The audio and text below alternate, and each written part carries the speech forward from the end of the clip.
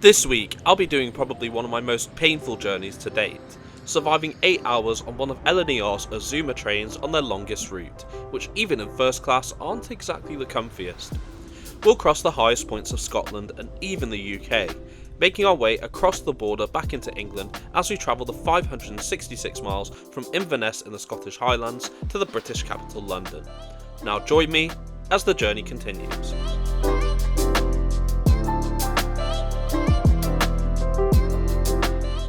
We begin today's odyssey at my hotel here in Inverness, ready to start the long trek to the station. I got a reasonable price for the Royal Highland Hotel, located a very long 30 seconds from Inverness station, right in the heart of the city. The station here at Inverness has been around since 1855 and in the present day serves as the northern terminus of the Highland Main Line to and from Perth, though through services go to Glasgow, Edinburgh and of course London. The train shed adorning the main concourse was an addition made as part of the 1865 enlargement of the station, the transparent design allowing plenty of natural light to flow through. There are also local cafes present for a quick bite to eat, as well as brands more familiar across the UK. Also take note of the plaques which were originally affixed to the Alton Viaduct, which were removed during the 1906 rebuild of the bridge and are now present in the Inverness station concourse. Almost all services here are operated by Scotland's national rail operator ScotRail, as highlighted by the signs and ticket facilities across the station. Seen on the platforms are examples of their diesel multiple units used across the Highlands and beyond. Class 158 express sprinter units can be seen preparing to work services along the Far North and Cardiff-Lochaush lines, whilst the Class 170 Turbostar is seen awaiting departure on an express service to the Central Belt, a duty shared with the surviving examples of Intercity 125 sets, long since shortened and operational under the Inter7 City brand. Our focus today, however, is on LNER and their once-a-day Highland Chieftain service to London King's Cross, which whilst not shown will be leaving from Platform 1. Just next to Platform 1, you'll also find the Eastgate Shopping Centre, though at close to 9 AM on Sunday, your options are rather limited sadly. We'll instead be heading through the barriers where our Azuma train is patiently awaiting our arrival. LNER operate two types of Azumas in either 5 or 9 car sets, both of which were built by Hitachi in the mid to late 2010s. The Class 801, which is electric only for use as far as Stirling, and the BIMO Class 800, used for routes north of the Central Belt, which aren't fully electrified like ours, though there aren't any interior differences between the two classes. The name Azuma is the Japanese name for East, and was coined by former operator Virgin Trains East Coast in 2016, with government-owned LNER retaining the brand. This particular Azuma, 800-104, is fittingly the first one to not only have run the Highland Chieftain, but also LNER Anglo-Scottish routes in general, both of which occurred in 2019, and was put in a special Celebrating Scotland livery to commemorate this. The trains were ordered as part of the Intercity Express programme on the Great Western and East Coast main lines, with the LNER fleet substantially replacing the Intercity 225s used for electrified services, as well as the entire Intercity 125 or HST fleet used for diesel routes such as the Highland Chieftain, with many of the LNER examples still in store pending uncertain futures. The ScotRail HSTs just to the left were transferred from GWR, but as of September 2024 are now also set for replacement in the coming years. The Highland Chieftain from Inverness to London King's Cross is LNER's longest route, and takes roughly 8 hours to complete. Those who have been following me for a while will know I can't stand the standard class seats on the Class 800s, so I booked myself in first class to make the next 8 hours slightly more bearable. First class on the Azuma is in a 2x1, with most offering a window view, however the seats close to the vestibules like this one are definitely to be avoided. My general impressions are it looks like they try to cram in as much seating as possible, however this does give a nice solo to table seat ratio, which as a solo traveller I really appreciate. Just before departure, all first class passengers are handed the menu for the onboard dish meal service, which is included in the ticket price. We'll of course look at this a bit later, but for now, it's time to leave.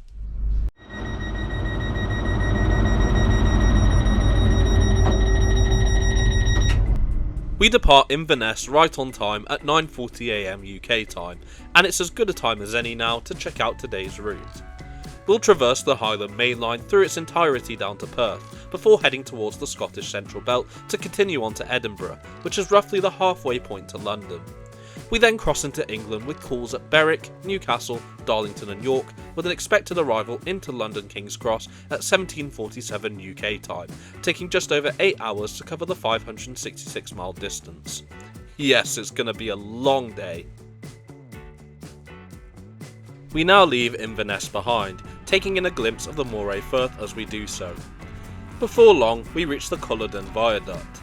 This 1898 built Category A listed viaduct covers 29 spans and reaches a length of 1800 feet or 549 metres, making it the longest masonry viaduct in Scotland. The second viaduct to look out for on this route after Inverness is the Tomartin Viaduct, which crosses the River Findhorn, which can be seen just below. It was around this point I decided to take a look at the menu and get something to eat. The dish menu I had was specifically designed for veganary, so naturally featured a lot of vegan dishes. The full menu offering is linked in the description below. To start, I went for a glass of orange juice and a bottle of water, all whilst enjoying the beautiful scenery of the Scottish Highlands as we continue south towards London. Service was pretty fast, with my tea cakes arriving shortly before the train's first stop, Carbridge, meaning half an hour down and 7.5 to go. Or so I thought, but a bit more on that later. Anyway, let's kill some time by having a look at the interior of first class. Starting with the legroom, it's fairly decent. However, the placement of the table stand can make this a bit cramped. The seats recline helps to adjust the legroom by pushing the button and sliding yourself forwards and backwards as appropriate. As for the seat comfort itself, I'd be lying if I said it was anything amazing. If you ask me, this is similar to what you'd expect to find on a regional train's first class, especially the headrest, which is incredibly uncomfortable. The armrests on both sides can be folded, with the 3-pin power and USB Type-A sockets located just underneath the window side. The seat reservation system works using these electronic displays and the traffic light system here, red indicating the seat is reserved for example. Should the system go down, there are card holders at the top of each seat for card reservations. Coat hangers are present in the form of retractable hooks, or alternatively, small hooks at the back of the seat in front. For luggage storage, overhead racks are present, whilst larger racks are present just before the vestibules, as well as space in between some of the seats too. Finally, a draw-down blind is present to reduce the view should you want, but would you want to with gorgeous scenery such as this? Overall, I wouldn't say this is a good value first class interior wise, however I'd definitely prefer this to a plane any day. Our next calling point is Abbey Moor, which also acts as a terminus of the Strathspey Preserved Railway, a former part of the Highland Railway to Forres. I do love the wooden station signs, which give the station a retro look with a modern twist. Soon enough, we continue up through the mountainous landscape to eventually reach the Dromopta summit between Dalwhinnie and Blair Athol, which is the highest point of the UK rail network, measuring 1,484 feet or 452 metres above sea level. And yes, there's even a sign to mark this. Blink and you'll just miss it. LNER do offer free Wi-Fi on the Azumas, however this struggled to connect. As the saying goes, there ain't no service in the mountains. We are getting close to the end of the Highland Main Line, however, as we make a stop at Pitlochry, though this is to maintain pathing as the majority of the line to Perth is single track, so the stop here is to await the passing of a northbound train for Inverness. We're now crossing over the Dalgeese Viaduct, which carries the Highland Main Line over the River Tay. This was built in 1863 in 2 parts and is Category A listed. Our final stop before exiting the Highland Main Line is Dunkeld Burnham, and it's shortly after leaving when the onboard snack service continues. For the time being, I got a packet of crisps, though I think I'll get some more food just after we leave Edinburgh. It was at this stage I decided to have a look around the rest of the train.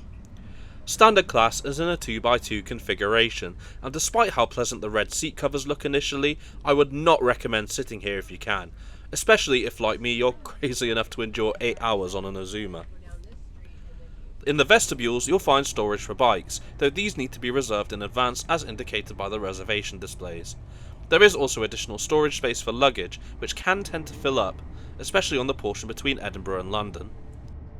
Wheelchair spaces can be found in the driving vehicles, which contain one each for first and standard class. There are also accessible toilets located in each of these carriages. We've now reached the end of the Highland Main Line and call next at the city of Perth. Much like most major railway stations in Scotland, this 1848 built station is a classic design and truly highlights an era where the railways were of great importance to Scotland and the rest of the UK alike. It's here where the lines from Aberdeen and Inverness connect to continue south towards the Scottish Central Belt. LNER also provide a daily service from London King's Cross to Aberdeen, however this takes a completely different route in and out of Edinburgh than the Inverness service. We'll be taking the Glasgow to Perth line as far as Stirling now, where the line speed, as with the Highland Main Line, is 100 miles an hour, though the Azuma's performance in diesel mode isn't as great as electric mode. Thankfully, this is about to change as we soon call at Dunblane, where our train switches to the overhead wires. The line to Dunblane from Glasgow and Edinburgh was electrified as part of a wider scheme across the Central Belt in 2018, and thus allows the power switch to occur a lot earlier than would have previously been possible, though it's worth noting this switch can also be done whilst the train is in motion.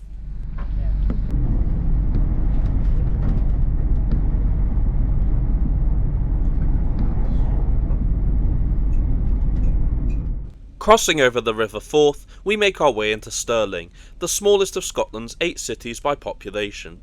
Stirling was once the capital of Scotland, a title shared with Edinburgh, until the early 1600s when the latter was made the sole capital. Speaking of which, we diverge from the line to Glasgow and make our way to the line to Edinburgh via Falkirk, with some stunning views over the Central Belt whilst doing so.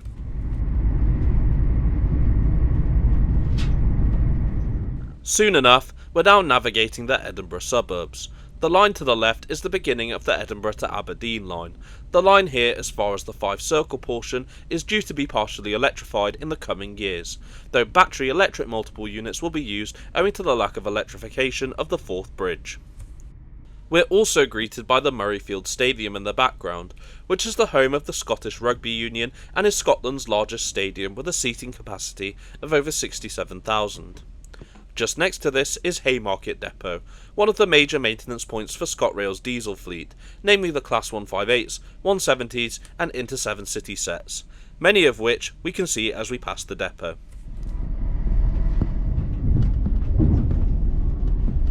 Haymarket is one of 2 stops our train makes in the city of Edinburgh, and is located a mere few minute ride from Edinburgh Waverley itself, though from memory I don't actually think any trains skip this station unless they're empty movements.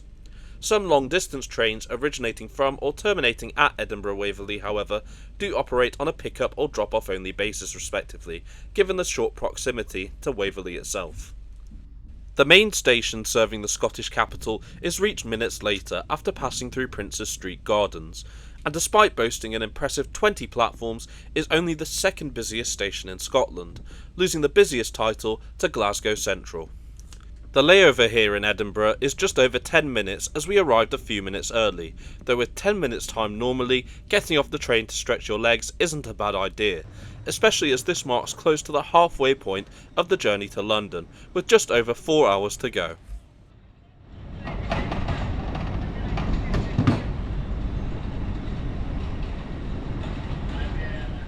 Another Azuma, this time a Class 801, can be seen at Journey's End having just arrived from King's Cross, with budget open access operator Lumo, LNER's main competitor on the London to Edinburgh route, also making an appearance. Stay tuned for a video on Lumo soon.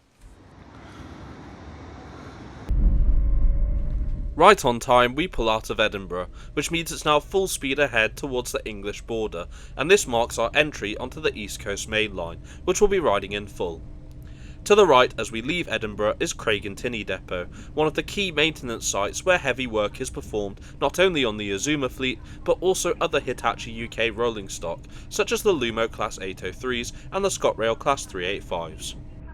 Partway through our entry to the East Coast Main Line, I noticed that the train was not only going slower than normal but also switched back to diesel mode. I initially thought this was due to storm damage as it was very windy that day, but it turned out to be a booked move due to lack of available power on this section of the East Coast to handle its many electric trains, as well as the usual congestion. Still, I wasn't complaining, especially as the onboard service started up again, so I got another orange juice and some snacks to tide myself over.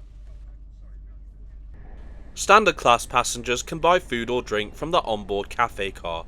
The offerings here are rather basic, so don't expect a gourmet meal, but I've again linked the menu and prices in the description below. Dunbar Station is just to the left, a frequent calling point for LNER services, but not for our Highland Chieftain service, which makes no further stops in Scotland on today's journey. This also includes Reston, a 2022 addition to the East Coast Main Line, though this does mark that we are close to the Anglo-Scottish border, as we continue to run alongside the North Sea.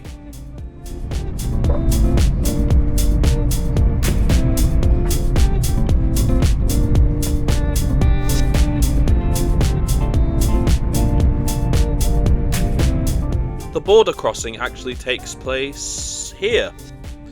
There is a sign here marking the crossing, though I've heard it's since been taken down for restoration work. It certainly needs it. Our first stop in England shortly after crossing the border is Berwick-upon-Tweed, located a mere 2.5 miles from the Scottish border, making it the northernmost town in England. The ruins of the west wall of Berwick Castle can be seen at the end of the station, the Great Wall having had to be demolished in 1847 to make way for the station's construction. Immediately after leaving Berwick, we cross the Royal Border Bridge, a Grade 1 listed structure built between 1847 and 1850, and despite its name it doesn't actually cross the border between England and Scotland, as we saw earlier. The bridge can also typically be seen in LNER's marketing campaigns, thanks to its incredible views both on and off it. To the left is Heaton Depot. This is another one of LNER's stabling and light maintenance sites, though principal maintenance and operation is conducted by Northern, the local operator across the north of England. Also seen on the approach to Newcastle is the Glasshouse International Centre for Music, renamed from Sage Gateshead in 2023. Newcastle Station itself, which is our next calling point, was one of only 10 to be awarded 5 stars in Simon Jenkins' Britain's 100 Best Railway Stations, and this is hardly surprising given its impressive design, which is appreciated more as our Azuma snakes out of the station.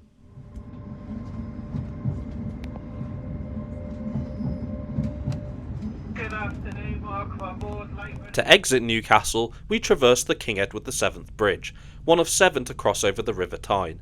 Including our bridge, 6 of the 7 bridges can be seen in this shot alone, if you look close enough and ignore the dirt on the window. I was actually surprised to learn this service doesn't call at Durham, which is one of LNER's major stops on the east coast. We're still able to enjoy what's probably one of my favourite views from a train, overlooking the city as well as its spectacular cathedral. We do, however, call at Darlington, at which point we were just under 6 hours into the journey, and the end of my time on board felt ever closer. After leaving Darlington, we're finally cruising at close to the train's top service speed of 125 miles an hour, one of the few times today we've actually done this on the east coast. Fittingly, we do so as we pass the halfway point between Edinburgh and London, meaning so far 366 miles have been covered since leaving Inverness, with only 200 to go. The National Railway Museum can be seen to the right as we approach our final stop of York, a city with deep ties to Britain's railways not just on the east coast. Another Azuma can be seen on the platform, though this one was actually due to leave after us. However, our delay resulted in it leaving before us, though luckily, as with the Highland Chieftain, this would be non-stop to King's Cross. The sunset in the background makes for a gorgeous backdrop as we continue south on the final stretch to London. We then speed through Doncaster, which was recently made a city by King Charles in 2023. Now, it's no secret the Azuma ride quality is bad, but this is where I felt it the most, and it can even be seen with my stabilisation on.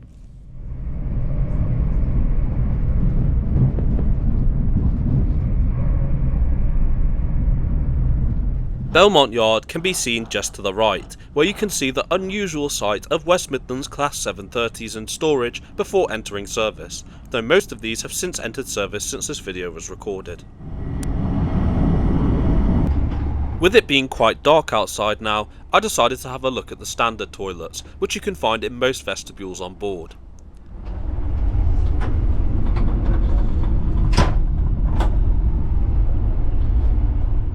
Despite having been used for 8 hours, everything was clean and it was surprisingly spacious inside. There's even enough room for a baby changing facility in here. Since leaving York, the journey was going relatively smoothly. That is until we made an unexpected stop at Peterborough owing to congestion build-up. A few minutes of waiting later, and we're away again.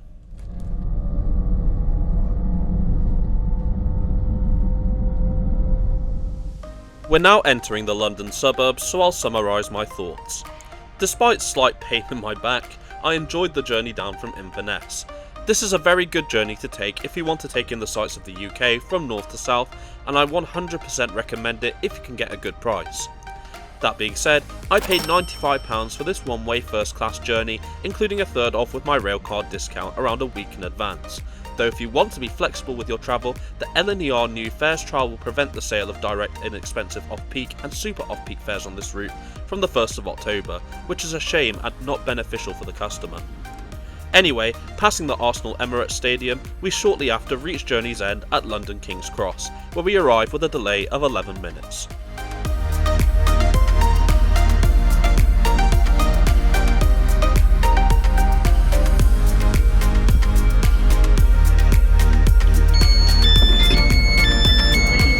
Now you've heard from me, I want to hear from you. Have you taken the Highland Chieftain before? Either with the newer Azuma or older HST? Do you plan on taking this route soon? Let me know in the comments. I hope you've enjoyed this video and don't forget to like and share it to aid the channel's growth, as well as subscribe to the channel and turn on notifications for more content such as this weekly. Okay, I'm off home now to get some rest as it's been a long day. Thanks so much for coming with me on the last 100 videos, and I look forward to bringing you with me on the next 100.